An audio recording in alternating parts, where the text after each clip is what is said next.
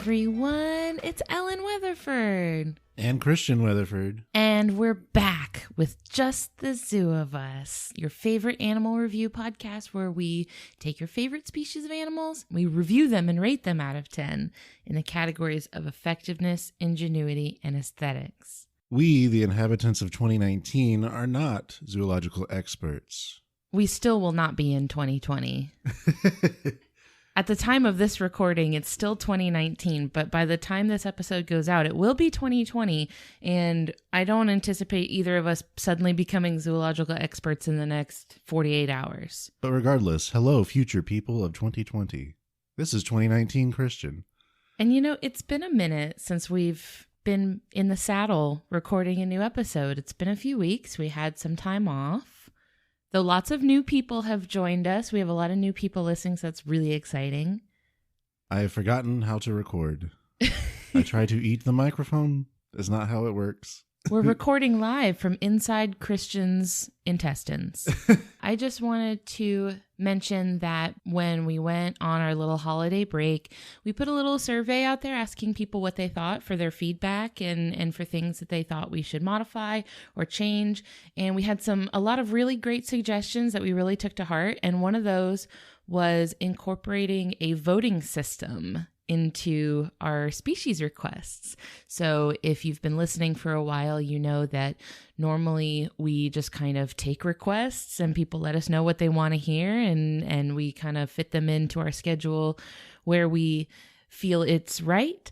But what we're going to start doing is every week when the episode goes up, we're also going to put up a poll with species requests in the poll that you can vote on for the following week's episode.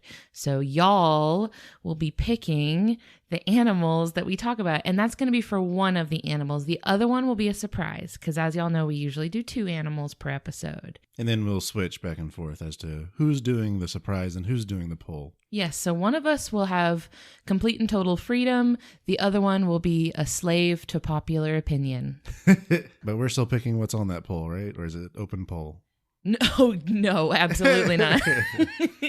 It will not be an open poll. So we're still taking requests, of course. Like I still want people to tell us what they want to hear, but I'll be selecting a few of those requests to be putting into the weekly poll.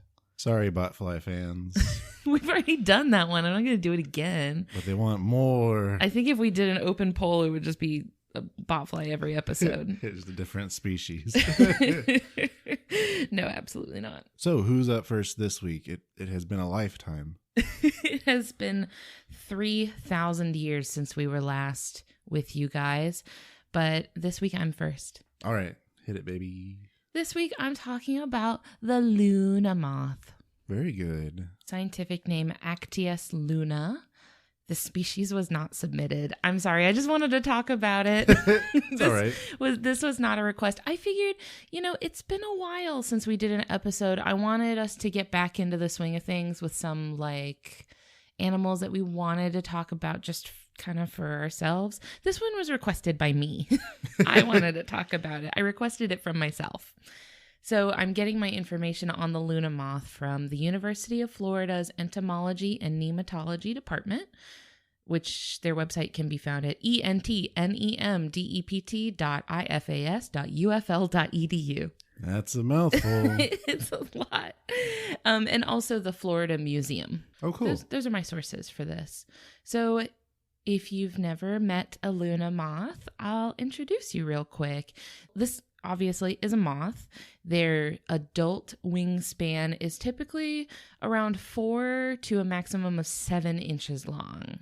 Big. So 4 inches equates to 10.5 centimeters. It's a big one. It is. This is a big old moth. It's really big, especially if you're used to those tiny little ones you see flitting around inside of your house. This is a big boy. It has a very fluffy white body, and it has those bushy leaf-shaped antennae. Mm-hmm. You know what I'm talking about? Where they're kind of tapered. They're kind of an oval shape with a pointy end, right? You said they're white? I'm talking about the antenna. Yeah. Oh, sorry, I was still stuck on that one. Oh, the body of it? Yeah, the body of it is white, and it's very fluffy. I guess I was imagining green for some reason. Well, The wings are green. Oh. Okay. Yeah. So it has these huge paper thin light green wings, and they have markings on them that look like an eye spot on each wing. Have you seen a moth that has a spot on there that's meant to look like an eyeball? Yeah. Yeah, they have one on each wing, and they have 4 wings. So it's 4 eye spots in total. Scary and strange. It's a spooky predator with 4 eyes, I guess. And those eye spots actually kind of resemble crescent moon shapes. Oh. Which is where the name Luna moth comes from, because those eyes look like moons. Okay. Yeah. And what's really kind of the defining characteristic of the Luna moth is that their hind wings extend into these long ribbon-like tails that trail behind them. That's like how you know it's a Luna moth, right? Right. That's like the distinctive trait that they have. That's how they're easily identifiable, is with this tail. They're kind of the only ones that have a tail like this. It's pretty cool. Yeah. I guess there's butterflies that have this, right? A little bit of a swallowtail behind them. Yeah, they do that interesting flappy thing as they're flying. Mm-hmm. I guess their whole wings do an interesting flappy thing, but especially that part. Yeah, you know how they flap their wings to fly? So that's just kind of generally what a Luna moth looks like. They are found throughout eastern North America, so all the way from Canada down to Florida, all along the eastern North American continent. But I didn't realize that they went all the way up to Canada, so that's pretty cool. Yeah. Their taxonomic family is called Saturniidae. This is a family of medium to extra large moths.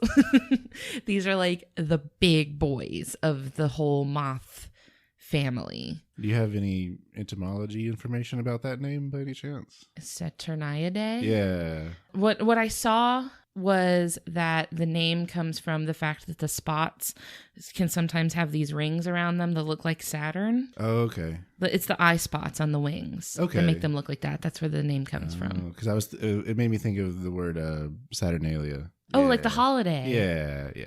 Which probably just passed, or maybe it's coming up. I don't I know know. it's one of these winter holidays. Maybe. Oops, I don't know very much about Saturnalia. Oh well. But I wanted to take a quick aside to delve into some differences between butterflies and moths. Very good. Because I think when I first saw a Luna moth, I assumed it was a butterfly because it's pretty. And I just thought if it's pretty, it's a butterfly. And if it's not pretty, it's a moth. But I was wrong. The Pokemon method. But so there are some differences between butterflies and moths. One of the key differences being that, generally speaking, butterflies are diurnal, so they're active and awake during the day, and moths are nocturnal and they're awake at night and they sleep during the day.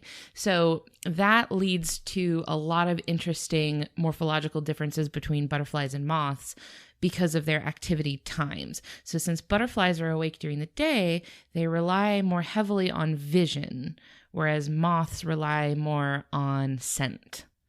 So you can see this in the fact that the moth has those bushier antennae. Mm-hmm. So they're collecting more like particles in the air to collect scents and chemical signals better. So that's why butterflies don't have those bushy antennae, because they're using their eyesight to see. So they don't have to smell as well. Okay. Yeah, and that also contributes to the tendency for butterflies to be more brightly colored and patterned with these high contrasting sort of like colors and patterns and stuff. So they can more easily see each other in daylight because they're using their eyes. But moths tend to be colored more subtly with like grays and browns.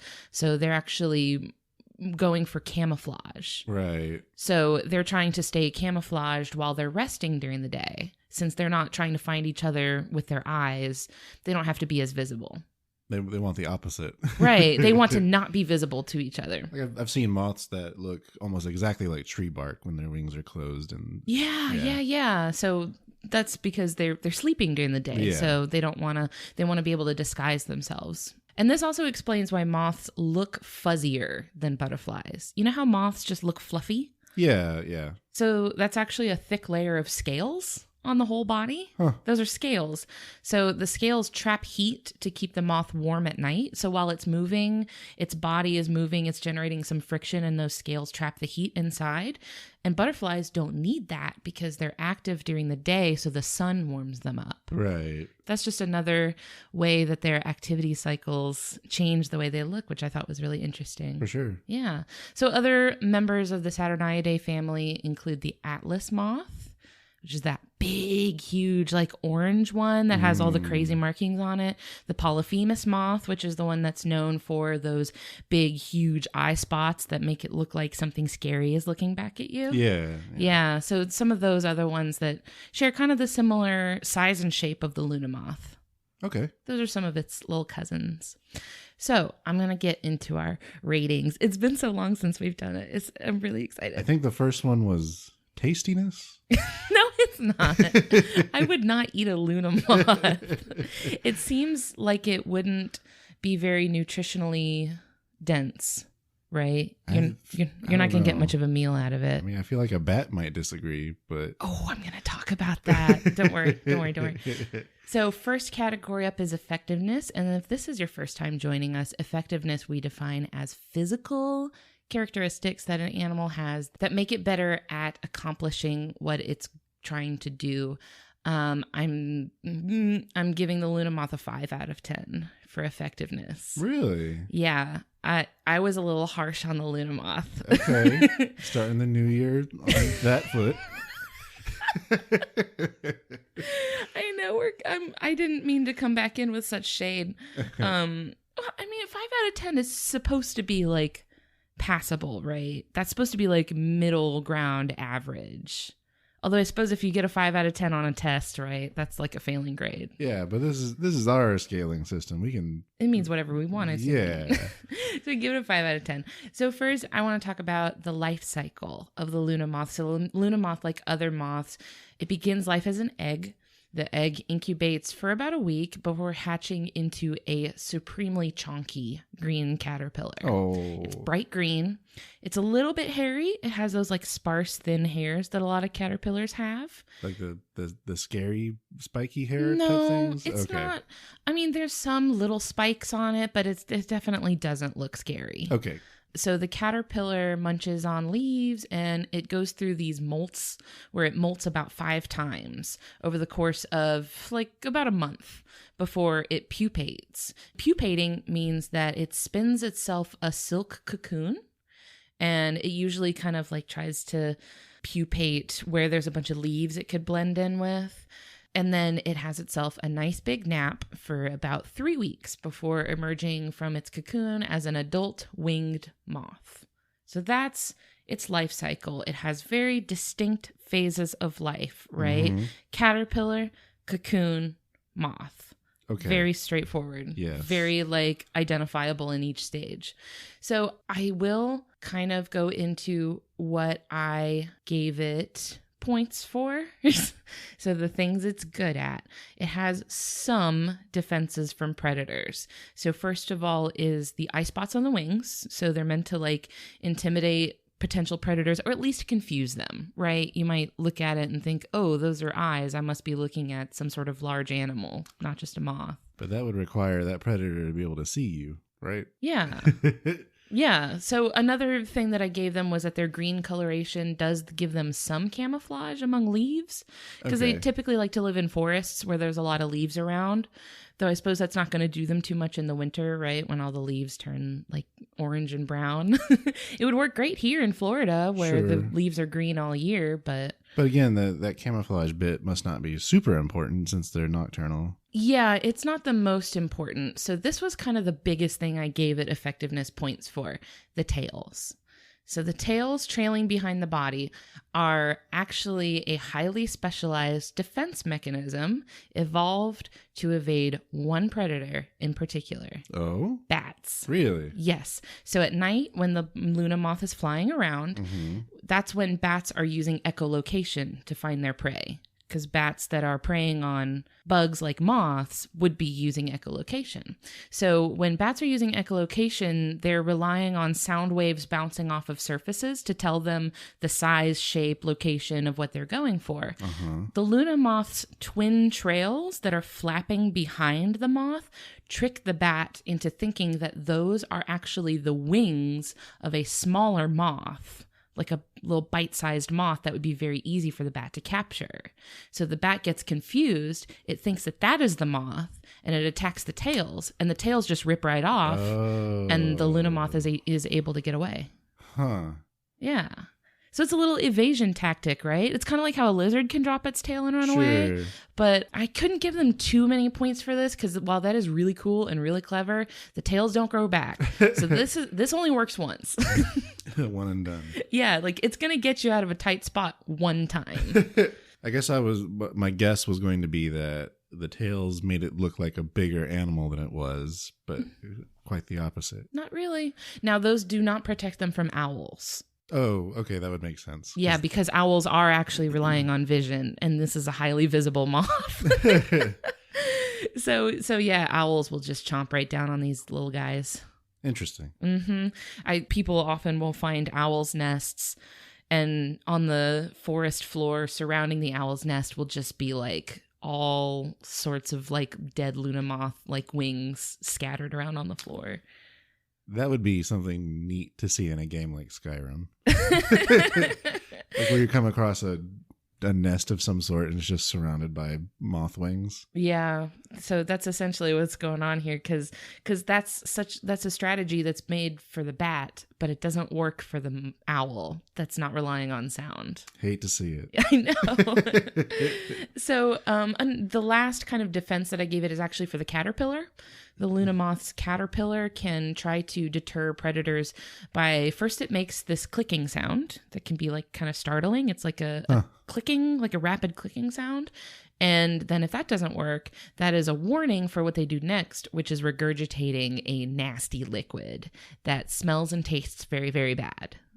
So it makes the caterpillar less appetizing. I mean, how nice of them to give a warning first and not resort to that.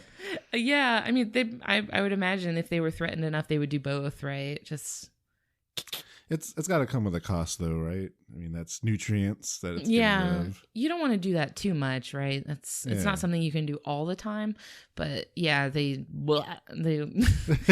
So that brings me to the deductions for the Luna moth's effectiveness. So the adult Luna moth only has vestigial, completely useless mouth parts. Oh. They don't function at all. So once the Luna moth has wings and can fly, its sole purpose is reproduction. It does not eat at all. It's just trying to find a mate, and that's it. So that being the case, the adult Luna moth only lives for like a max of 1 week. Wow. Usually less than that. Usually it's only like a few days.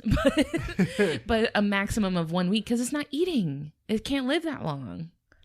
They've really put themselves on a timer, right? Like they have severely limited their amount of time available to them. So that's quite a week of both hunger and thirst, huh?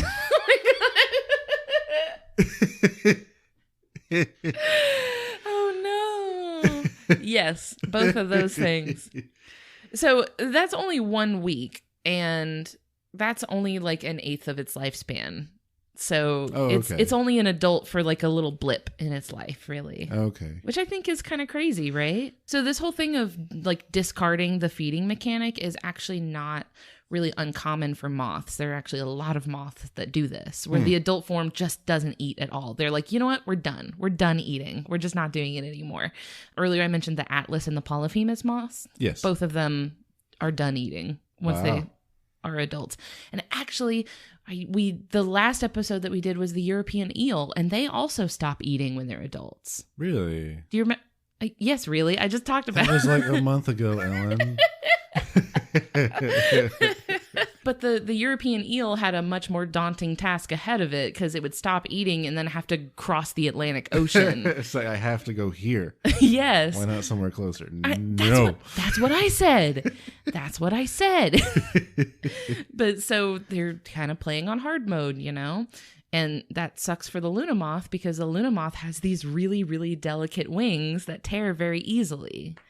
So, like, even just like minor, very gentle handling can cause like damage to the Luna Moth's wing. I mean, I guess that's what it's designed for. Because you don't want it to be so sturdy that even if a bat catches you by those parts, it still has your entire body. Yeah, you want them to be kind of tear away. Yeah. But then that really just kind of, when that's your only method of getting from point A to point B, yeah. Is what it is, I suppose. I guess. So my takeaway here was that the Luna Moth spends the largest portion of its life as a caterpillar. And honestly, the caterpillar is better equipped for survival than the adult Luna Moth. It's like more powerful as a baby than it is as an adult. Even though its only method of movement is squirming around on little tiny caterpillar legs and it doesn't have its wings yet, at least it still has a mouth. So I think the Luna Moth caterpillar is actually a little bit more buff than the Luna Moth adult. This is like a Pokemon that you actually don't want it to evolve because its stats and its like base evolution are better. But it's prettier. It is pretty. For our next category is ingenuity, and we define ingenuity as behavioral adaptations that give the animal an edge over maybe other animals or let it solve problems it's encountering on a sort of daily basis.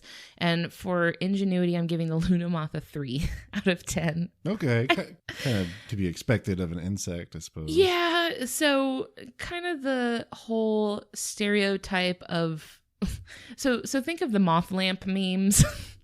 They hold true for the Luna Moth. The Luna Moth has a strong attraction to light, specifically UV light. Huh. Yeah, so Luna Moths will be drawn towards a light source. So this is why most of the time when you hear about people seeing them, it's at night when they have come to, for example, like a porch lamp or a street light or something. Yeah. They'll be drawn towards that light source. So what is the reason for the Luna Moth to be attracted to that? I do not know. Okay. I'm sorry.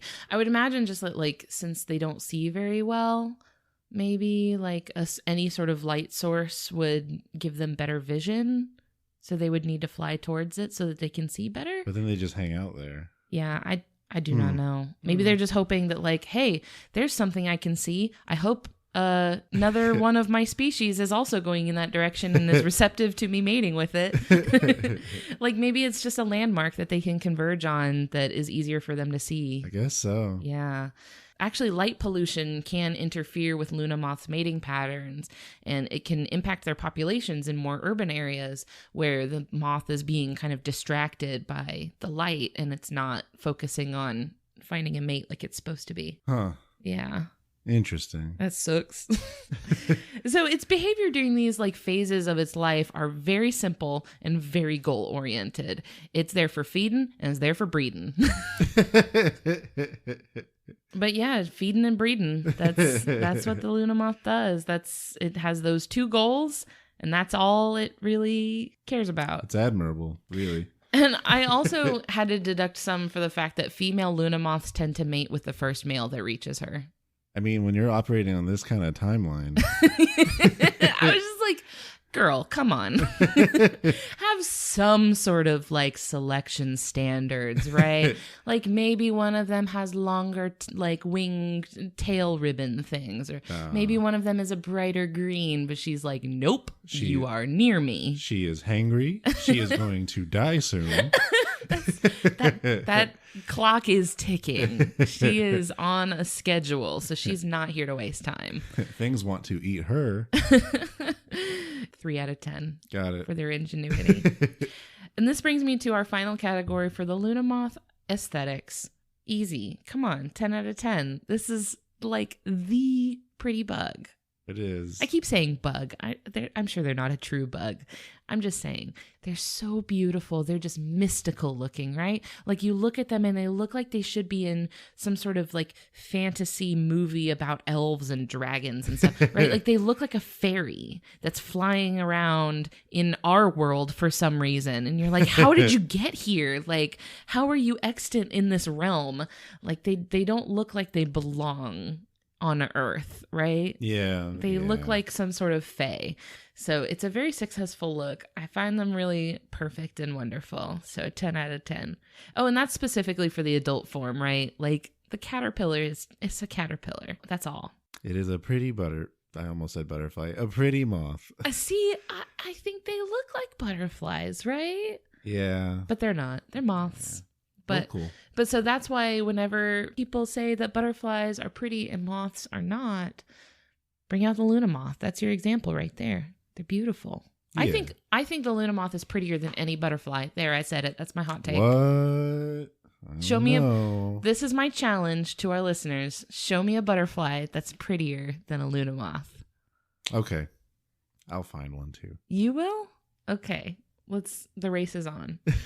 But so to wrap up for the Luna moth, some miscellaneous information. Their conservation status is not evaluated. Lots of people think that Luna moths are very rare, but that's actually not necessarily the case. So the species itself is not rare, but since their adult form is such a small little sliver of their lifespan, an eighth of their life they spend as this fully grown moth with wings and stuff, and also very easily killed in this form, right? Yeah. So they're not going to make it but a couple of days probably. So since they're only an adult for a very small little portion of their life, and then their caterpillar and cocoon phases are completely unremarkable, right? They look like any other caterpillar or moth cocoon or whatever. You're not going to look at one and think, oh my gosh, that's a Luna moth, right? So you're not likely to notice or recognize them during 7/8 of their lifespan. So they're not actually as rare as people think they are. You're probably seeing them more than you think. They just look a little bit more drab in their other less visually successful forms. Makes sense. Yeah. So we have seen Luna moths twice. We saw them one time in our first apartment that we ever lived in. Christian came home. You must have come home after me, because I remember you coming inside and saying, you gotta come out here and look at this moth. And I was like, what? And so I came outside and there's a Luna moth on the wall outside of our apartment. Yeah. It was just sitting there chilling out. And I got to run inside and get my camera and take a bunch of cool pictures of it. He's now 5 years old, but he would have been 2 or 3 at the time, and he got to come out and look at it, and that was really cool. And then another time we were just sitting at a Starbucks chatting outside, and a Luna moth just flew right by. Yeah, it was like broad daylight. Yeah, which is weird because they're nocturnal and they're not usually active during the daytime, but one just flew right by us, like over our table, and fluttered off into the sky. I don't remember what we were doing that day, but it was a good sign. Yeah, it was nice. You know what I think we were doing for real, though? What's that? I think we were shopping for my engagement ring. Aww. I think we really were. Because I think that we were at that Starbucks next to the store. Yeah. So it was really nice. Yeah, that's the Luna moth. Thanks, honey. You're welcome. I'd like to quickly thank the following patrons from our Patreon: Jacob Jones, Brianna Feinberg, The Jungle Gym Queen, Ashley Tucker, and Christina Sanders. Thanks, y'all. Okay, baby, that was my animal. It's your turn. Okay, this week on our first episode of 2020, I bring the koala. Delightful. How wonderful. Yes, scientific name Phaseolarctos cinereus, and this species was submitted by Benjamin Lancer. Thank you, Benjamin. I'll be using information from National Geographic as well as Animal Diversity Web. So first I want to talk a little bit about its naming. So its scientific name, Phaseolarctos, it has 2 words in there, and both are from Greek. The first one comes from phaskolos, which means pouch or bag, and then the second one is arctos, which means bear. Oh, bag bear. The species name Cinereus is Latin for ash-colored. Oh. Okay. Yeah, and I think that's a little on the nose for Well, I'll talk about it later. Gray bag bear. I meant like ash being used as... Oh, no. Yeah. But anyway, its common name koala comes from the language Darug, which is an Australian Aboriginal language that was spoken in the regions of Sydney and New South Wales. It comes from the word gula, which means no water.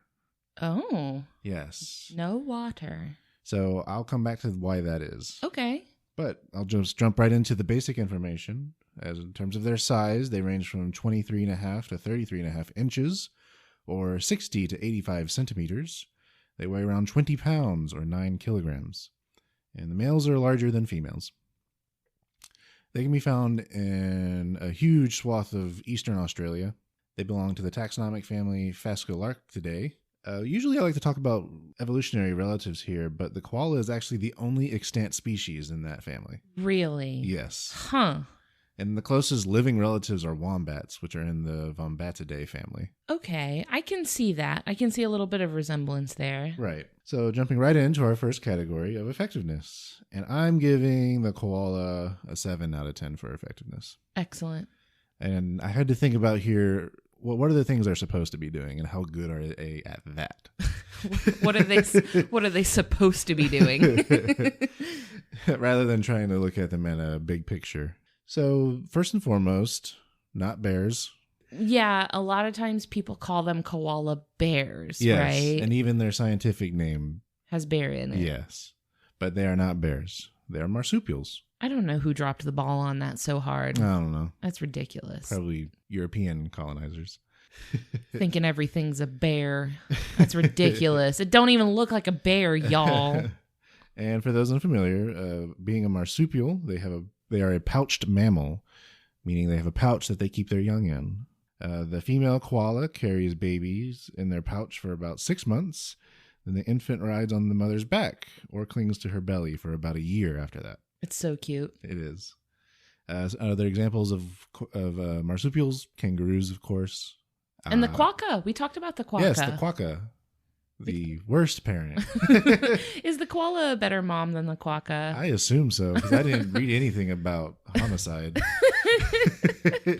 Is a baby koala called a joey? It is. Oh, I love it. Yeah. That's great. That seems to be a common thing with the marsupials. I think that is the convention. Yeah. I want to talk about their diet. This is a common known thing about koalas. They eat primarily the leaves of the eucalyptus tree. Mm-hmm. That is the only piece of information that I know about the eucalyptus tree. That's it. Like, I have such a tight cognitive connection between koalas and the eucalyptus tree that those two pieces of information are inseparable in my mind. I think it's because koalas are often depicted in media, and that's one of the things that is usually depicted about them, is that they're always eating eucalyptus leaves. That is such a strange, weird aspect of the koala for so much pop culture to really zero in on, right? Like, I feel like there's no other animal where they just really are hammering the point home of what they eat. Panda is actually a good example, right? Because what's the one thing most people know about pandas? Oh, yeah. They eat bamboo. Sure. I think it's because it's their primary food source. Like, not very many animals have that, like, one thing that they eat. Right? Oh, yeah, that does make sense. I guess because it is so specific, then it sticks out more. Yeah, yeah. And there are some other parallels with pandas that I'll talk about here shortly. Oh, good. And by pandas, I mean giant pandas, by the way. Not the OG original panda. Not the cute ones. I'm just kidding. They're both cute. Okay. So talking about them eating and such, the first thing I found that I was legitimately surprised by was that they are most active at night. I didn't know that. Yeah. Huh. You wouldn't think with their eyes being so tiny that they would be nocturnal, right? Yeah, yeah. Usually a nocturnal animal has very big eyes, but the koala has little beady eyes. Yeah, they're teeny. And they get most of their water from the food that they eat. So going back to that name of no water, that's what that's referring to. Even early explorers of Australia saw this habit of them almost never drinking water. And they thought at first, this thing obviously doesn't need water to survive. Okay. But what was actually going on is they get most of their water from the eucalyptus leaves that they eat. that makes sense. That's was something that I talked about with the Arabian camel Mm-hmm. too. How like when water sources aren't so easy to come by, then you got to get your water from different sources. Yeah. And they'll even eat up to around 2.5 pounds or 1.1 kilograms of food a day. That's a lot. That's very many leaves. That's like over 10% of your body weight. Oh, geez. And they have to, right? Because it's not especially nutritious. It's mostly just like water and fiber, right? Yeah. Low protein, high fiber.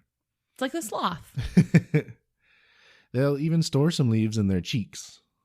Yeah, they have cheek pouches. Oh my gosh. That's very cute. That's very good. So they have this special digestive tract that lets them eat this very specialized diet of mostly eucalyptus leaves. And that's important, one, because difficult to digest otherwise, but also to most mammals, eucalyptus leaves are toxic. Yes. Poison. Don't eat.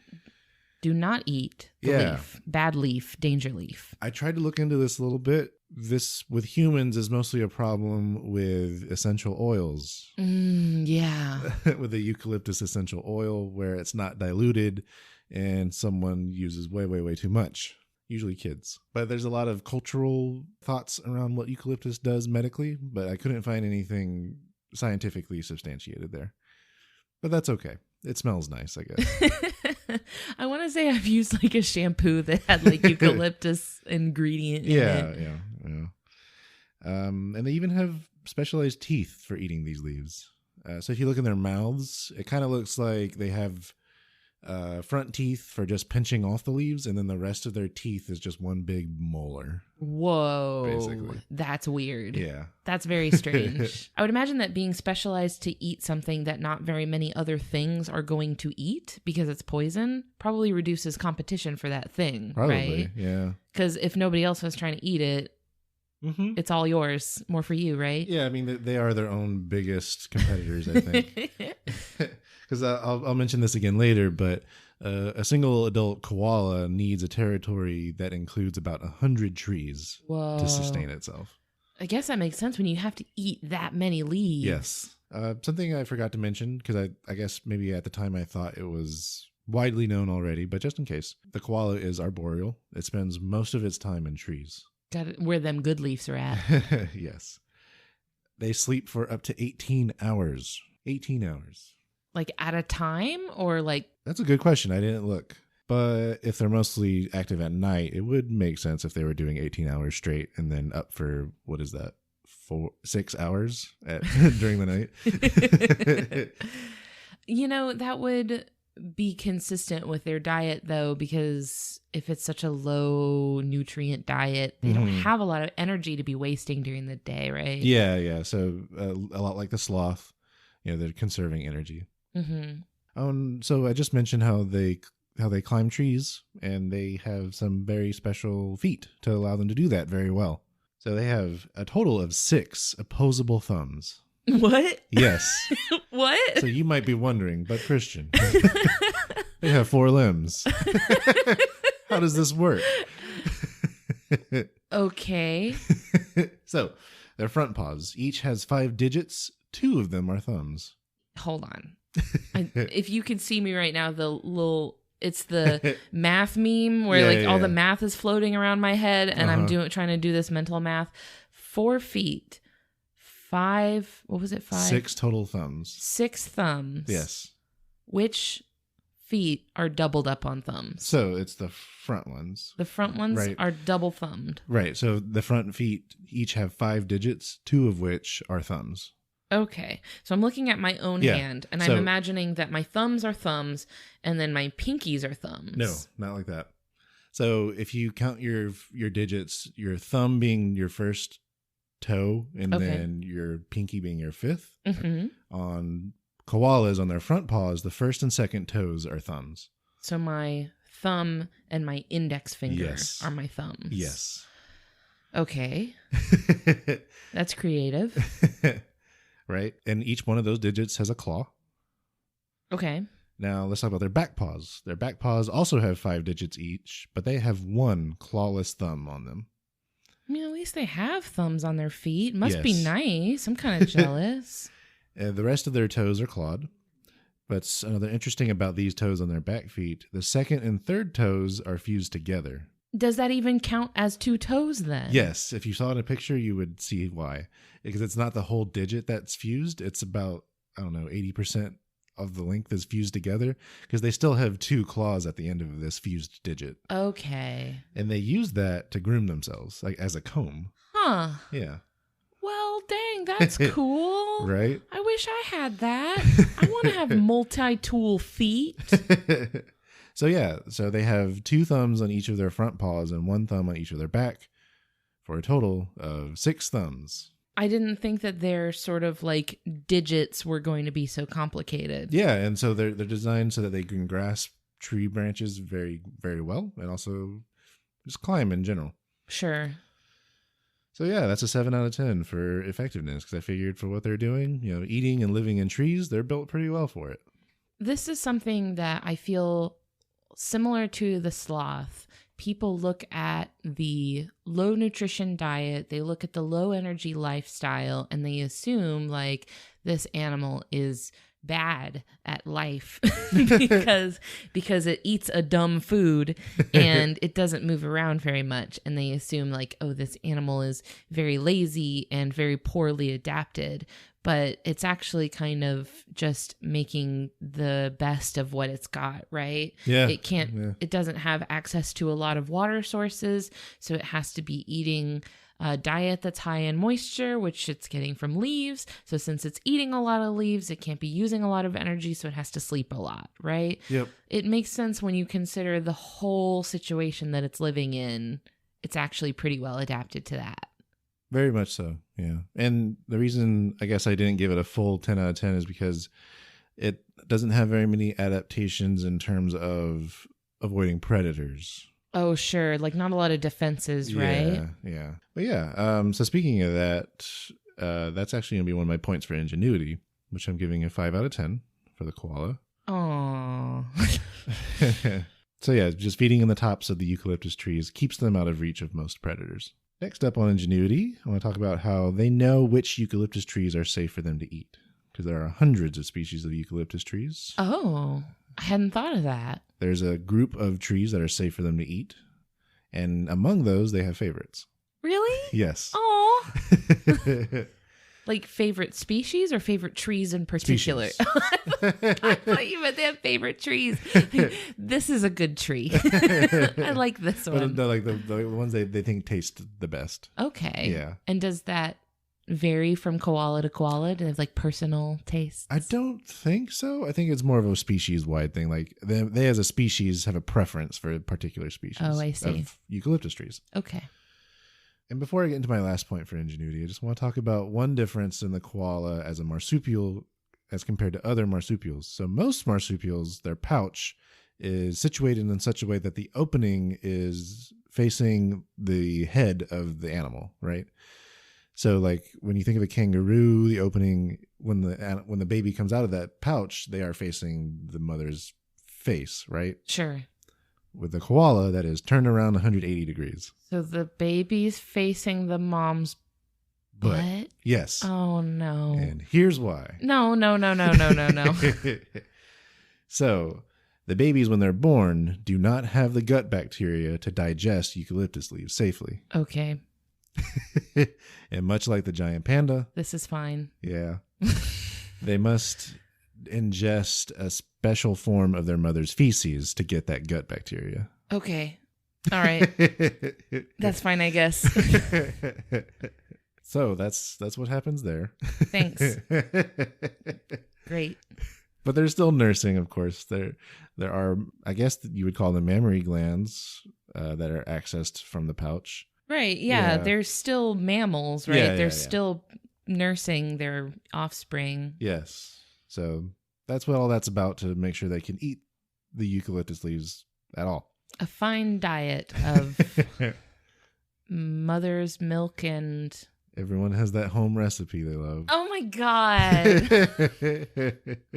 Gross. I hate it. I got that bit of information from the BBC, I should mention. Fantastic. Because I saw it hinted at in other articles, but they didn't come right out and say it. The one I first saw it in mentioned the babies will eat food that has passed through the digestive system of the mother. And That's wait a minute. Because that still leaves it open to interpretation. Like, does the mother regurgitate the food like a bird does? And it's like, nope. I had a suspicion based on the diet. I was like, this is sounding a lot like the giant panda. They were really dancing around that, huh? Like, they really didn't want to be gross about it. Yep. But we're not afraid to go there on this Not show. at Are we? all. Gross. So that's a 5 out of 10 ingenuity. I couldn't give them any more points. I didn't see anything smart or intelligent in terms of tool use outside of that. Sure. Last category, aesthetics. I'm going to give a 7 out of 10. That's about right, I think. So they look very cute and soft, but that's about where it ends. I don't think they're that cute. I don't. It's the eyes. The Oh, eyes is are it? very small, and I'm not about it. The nose is pretty unique, I think. It is. It's kind of like a wombat has a similarly shaped nose and face, I think. Mm-hmm. Their ears are pretty cute and fluffy. That's true. They do have fluffy ears, and that's great. But as we mentioned before, they do have weird feet. That can be off-putting. Have you seen them like walking on all fours on the ground? Yeah, because they're not made to do it. It's so weird. It's very strange. Their body Yeah. is shaped in a very strange way. Yeah. They don't sound cute. Go on YouTube, find a recording of what they sound like. Not cute. It's like a low grumbling and yeah, not cute. Wait, hold on. No. Yes. No. Yes. Nope. Just one time, Not please. doing it. Please. No. How nicely do I have to ask to get you to do a Moving on koala to sound? my final aesthetics point. I did it. It's enough. They smell like cough drops because of the oil in the eucalyptus. Oh my, what? Yes. Okay, I've never met a koala, and this is definitely one of those things that I wouldn't have thought. Mm-hmm. What? They smell like do they smell like Ricola cough drops, or like those weird like drugstore cough drops that are like gross cherry I flavor? don't know. I'm not a connoisseur Of cough drops? but I usually opt for the fruity flavored ones when I require them. Gross. Those are the worst ones. But yeah, I guess they smell like cough drops whose ingredients include eucalyptus. Okay. I wouldn't call that a flattering smell. That's not a smell you want to smell There are like. worse smells. That's true. There are worse things you could smell like. I would But argue most wild animals don't smell that good. okay, I guess when we're looking in the grand scheme of things at most of wildlife, yes, cough drop is an improvement of sort of your base wildlife flavor. Yeah. Except the binturong has the #1 spot for best natural smell. What's that? Popcorn. What? They naturally smell like buttered popcorn. Hey, real quick. Yeah. What's a binturong? It's bear cat. Oh, okay. Yeah. I was imagining like a deer or something. Nah. So that's my 7 out of 10 aesthetics. Moving on to some miscellaneous info, starting with conservation status. Ooh. They are listed as vulnerable, population decreasing by the IUCN. They were overhunted in the 1920s and 1930s for their warm, thick coats. Probably not really needed in Australia, but I'm sure exported elsewhere. Well, also Australia was kind of a colony, right? So they were probably just kind of shipping them back to Europe. Sure, but they're now illegal to kill. And also reintroduction helped bring them back, but their populations are still smaller and more scattered than they were prior. They're vulnerable to habitat loss. As I mentioned earlier, one animal needs about 100 trees to sustain them. That's a lot. Yeah. And the final point I will talk about is the Australia bushfires that are in the news for the past couple of months. Yes, please. So if you're not paying attention to the news or just don't know, Australia has been experiencing devastating bushfires since about August. And there are fires in every state, including some areas populated by koalas. So Australia has what they call a fire season, but this year it started earlier than it normally does, and it's also much more intense than it usually is. So the reason I'm bringing this up specific to koalas is because there's been a headline floating around news media and also social media that koalas, because of these fires, are functionally extinct. I just want to talk about what functionally extinct means real quick. It means a species no longer has enough individuals to produce future generations or play a role in the ecosystem. The koalas have definitely been impacted, but are nowhere near being functionally extinct. So koalas are particularly at risk to the fires because of the intensity of the fires that are going on right now, and also their lack of a way to escape quickly. That's true. They're not quick. Yeah.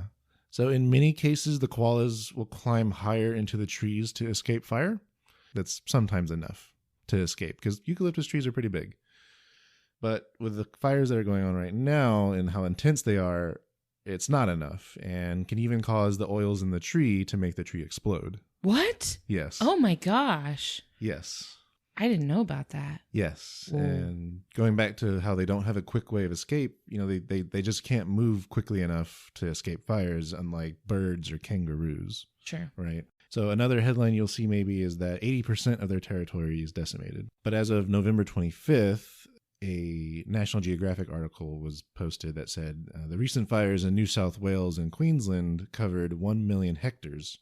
And for those unfamiliar, a hectare is equal to 10,000 square meters. But the koala's habitat in eastern Australia covers over 100 million hectares. So that's way more than has been burned or affected. Right. Now that number, because this article was a month ago, I think that number is closer to 5 million hectares in all of Australia, but still, that's not 80%. Yeah, nowhere near. And also, just because an area has been affected by the fire does not mean it's destroyed or will never be suitable for habitat again, because the eucalyptus tree in particular is adapted to be in an area that experiences bushfires often. So they'll make a comeback usually.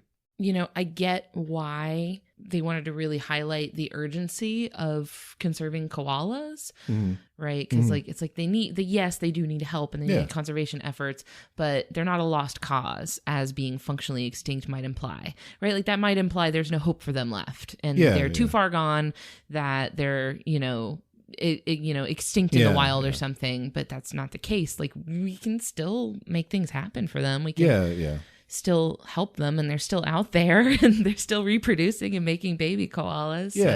And it's not to say they are totally immune to the fires, because they're definitely being affected. You see stories in the news about a person saving a koala and then that koala going to like a hospital for koalas. We've seen that a couple times, right, in the past months. Yeah, these stories are popping up all over the place of people rescuing koalas and they look so sad. It's heartbreaking. You see them like covered in just like black, just soot from the fires. Well, where their hair is burned and the skin. And the poor babies. They're in such a rough state. But koalas are kind of a national icon, right? Like, regardless of whether you're familiar with Australia or not, you probably are familiar with a koala. Right. You probably know about koalas and you probably like koalas. So it's a good way to get people's attention by saying like, look, this is posing a threat to koalas, because they're one of those charismatic species a lot of people like and find cute and want to help. So like how we talked about with the giant panda, when we talk about conservation efforts for the giant panda, it's not just the giant panda, right? Like protecting giant panda habitats is going to have a domino effect where it's going to protect a lot of other species that share the habitat with the giant panda. So it's a net gain, really. If you have to just use the koala as like the face of the operation, then that's the way it's going to be. So like I get where they were going with it by, kind of putting the urgency on the koala because people like koalas. Yeah. So I won't delve into this much deeper, but the issue of the bushfires in Australia has gotten very, very not just important, but also kind of on the world news, like the world's eye is on it because of how big the fires are and how tense they are. Yeah. People have died, lost their homes. It's intense. And it's also become a bit of a political issue with how individuals in Australia's government are reacting to it. But yeah, we are not Australian, so we're not informed enough to comment on Australia's political climate. Yes. So I don't think that's our wheelhouse. But we can talk about koalas. Yep. So koalas just kind of are the poster child in some ways of the disaster. Benjamin Lancer, when requesting the koala, actually included some charities that are helping koalas on the ground in Australia. So the relevant ones that he included in his email were New South Wales Rural Fire Service, the Port Macquarie Koala Hospital, New South Wales Wildlife Rescue Services, and the World Wildlife Fund has an emergency appeal centered around wildfires. Okay. Yeah, so those are all resources that if you are so moved by the plight of the koala and the other animals living in Australia that are threatened by these wildfires, those are all good resources for you to look into. Very good. So that's the koala. Very good. Thank you for the koala. I kind of expected you to dunk a little harder on the koalas because there's a lot of sort of negative discourse about koalas on the internet. It's like the sloth where people set up this expectation for you to hate on it, but then you do a little bit more research. You're like, well, actually, they're just adapted differently than humans, right? Yeah. They're just adapted to different situations. So, well, I think a lot of it comes from an expectation of what koalas are based on what you see in the media. And then once you see some, actual footage and whatnot of koalas, it differs greatly. But that's not their fault. They're meaner than you think they are. Yeah. Yeah, a little bit. They're not friendly. Like, you look at them and you see videos of people cuddling with them and loving on them and stuff, and you think, oh, it's just a sweet teddy bear. Oh, they're not. They will get you. They do not care. Have you seen that video of the guy that gets a koala trapped in his car? Yeah. That thing is mean. It's like a raccoon. Yeah. Thank you. I know so much more about koalas now. Yay. I don't know if I'm better for knowing about their rearing habits. Child rearing. Oh, no. Because it's their rear end. I'm thinking animals that have this kind of diet, this has to be a common thing. There's no relation between this and the giant panda. And they're also geographically very differently located, but similar diets. Yeah. So I'm guessing if we found other animals with this kind of diet, I'm betting we would also see an association with that method of gut bacteria generation. I didn't see it with the sloth, so I'm gonna dig. Okay. Thanks, I guess. I don't know how it's like you took like a species that I expected to be very benign and not have any unsettling content whatsoever, and you managed to find it somehow. I hunt for it. You actively seek out something to make me regret all of my choices that have led to where we are now. Womp womp. Thanks. Anytime. Well, thank you, darling, and thank you to everybody who has listened to us. We love y'all. Thank you for joining us. We really appreciate your time. You can connect with us on Facebook or Twitter or Instagram by searching the title of the show. That'll get you there. Definitely, follow us on Twitter and join our group if you want to be involved in the voting process for picking animals, because we're hoping that that's going to be a way for y'all to have more involvement in what the show ends up being, right? Like it's I feel like it's an opportunity for you guys to influence the direction we go in. I think that's going to be a great way for the audience's voice to ring through in the show. Yeah, and if nothing else, animal memes. That's true. Hit us with your best memes. We love that. So if you have animal species that you want to hear us review, submit those to us either on social media or via email. I can be emailed at ellen@justthezooofus.com. A transcript of this episode and other episodes can be found at our website, justthezooofus.com. And to wrap up, I want to thank Louis Zong for letting us use his song Adventuring as our theme music. Yes, thank you so much. Thanks. We love it. We think it sets a good tone. It does. Why are you like this? Anyway, bye. Bye, y'all.